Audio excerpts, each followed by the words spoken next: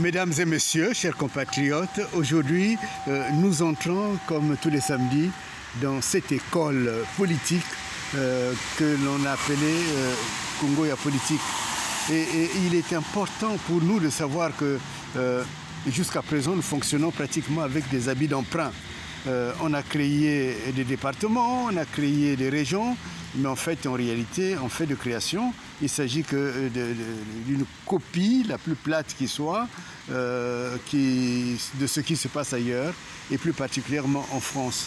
Et cette copie est tellement outrageante qu'en réalité, elle ne règle en rien les vrais problèmes de notre pays.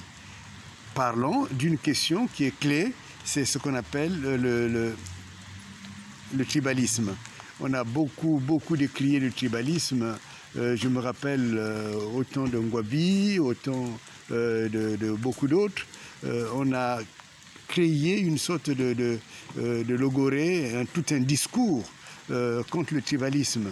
Et ce qui est curieux, c'est que les mêmes qui ont utilisé ce discours, qui ont prononcé ces discours très forts, quand on voit dans leur pratique véritable, ils sont que des tribalistes, du moins par rapport à leur propre grille. Il y a même des auteurs qui ont écrit, comme Henri Lopez, qui a écrit un livre sur le tribalique, mais qui n'est rien d'autre qu'un pamphlet contre principalement les laris. Il y a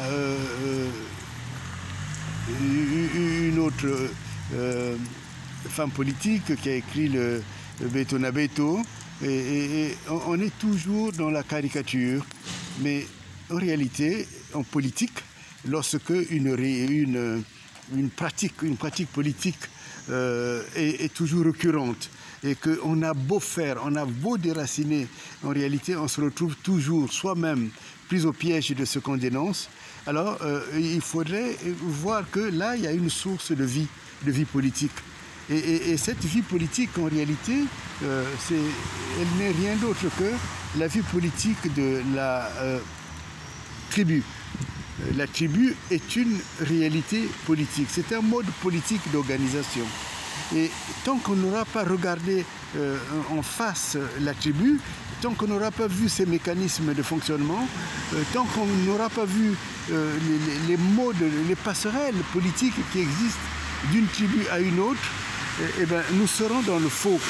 Et ce faux nous mettra toujours, je dirais, en faute, parce que nous aurons un discours qui semble bien calé, bien organisé, mais la pratique sera toujours contraire à ce que l'on dit. Quand les Sassou, par exemple, critiquent où on fait des grands discours contre le tribalisme, et je crois qu'on n'a pas besoin d'être un grand clerc pour constater que le fonctionnement de Sassou est plus que tribalique, plus que du tribalisme.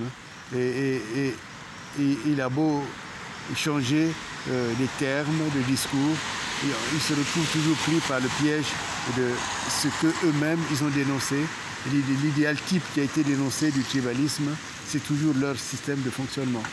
Et donc, soyons réalistes, soyons des vrais hommes et des femmes politiques. Et donc, regardons de très près comment normalement nous-mêmes nous fonctionnons, comment fonctionne notre société. Et à partir de là, nous arriverons à quelque chose de très fort. Ce qui est fort, c'est quoi? C'est que nous serons nous-mêmes. Et quand nous serons nous-mêmes, alors à partir de ce moment, nous pourrons nous organiser en réalité en fonction de ce que nous sommes.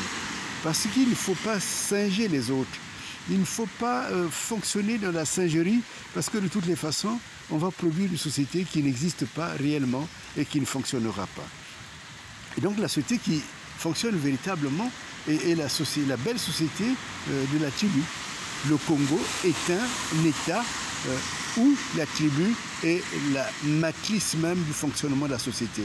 Et il nous faut maintenant prendre cela en considération et analyser de telle façon que nous arrivons à non seulement apercevoir des fenêtres de sortie, mais aussi les liens qui peuvent exister d'une tribu à une autre. des liens qui peuvent exister, ce qui a toujours existé, mais ce qui peut se moderniser en regardant les mécanismes de fonctionnement des autres. Parce que quand la matrice est bonne, quand il s'agit de sa propre matrice qu'on maîtrise, on peut aller regarder ailleurs les autres modèles de fonctionnement pour pouvoir mieux cadrer et mieux organiser et aussi atteindre des résultats qui fassent que les gens ne soient pas dans des sociétés d'emprunt, mais qui soient dans des véritables sociétés de vie, des sociétés véritablement politiques. Donc, je postule qu'il faut désormais regarder le Congo en tant qu'un État composé de beaucoup de tribus.